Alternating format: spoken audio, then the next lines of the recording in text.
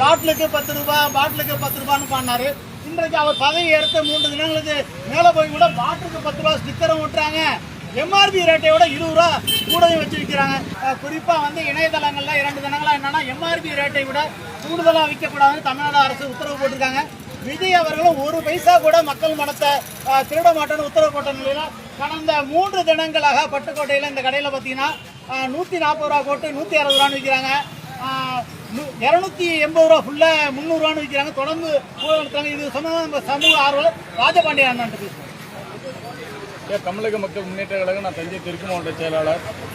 தொடர்ந்து இந்த 3 நாளுக்காக முன்னாடி தான் திமுக ஆட்சியில் 20 ரூபா கூடுதலாக பாட்டிலுக்கு 10 ரூபான்னு சொல்லி வாங்கினாங்க. முன்னாடினாவது செந்தில் பாலாஜிக்கு போகுது, அங்கே போகுது, இங்கே போகுதுன்னு சொன்னாங்க. ஆனால் இன்னைக்கு 3 நாட்களாக பாட்டிலுக்கு 20 ரூபா கூடுதலாக விற்பனை செய்யும் மதுபான கடைகளை ஆய்வு பண்ண சொல்லி நடவடிக்கை எடுக்க சொல்லி டிஎஸ்பியிடம் மனு கொடுக்க போகிறோம். பாட்டிலுக்கு 20 ரூபா வாங்குறாங்க ஸ்டிக்கர் ஒட்டி. இதை உடனடியாக தமிழக அரசு மாவட்ட நிர்வாகம் நடவடிக்கை எடுக்குமாறு தாழ்மையோட கேட்டுக்கொள்கிறோம். நிச்சயமாக வந்து கரூரில் வந்து நம்ம இப்போ தமிழக முதலமைச்சர், மக்கள் முதலமைச்சர் என்ன பாட்டு பாடினா பாட்டிலுக்கு 10 ரூபாய், பாட்டிலுக்கு 10 ரூபான்னு பாடினாரு. இன்றைக்கு அவர் பதவி எடுத்த 3 தினங்களுக்கு மேல போய் கூட பாட்டிலுக்கு 10 ரூபாய் ஸ்டிக்கரும் விட்டுறாங்க. எம்ஆர்பி ரேட்டை விட 20 ரூபா கூடயும் வச்சு விற்கிறாங்க.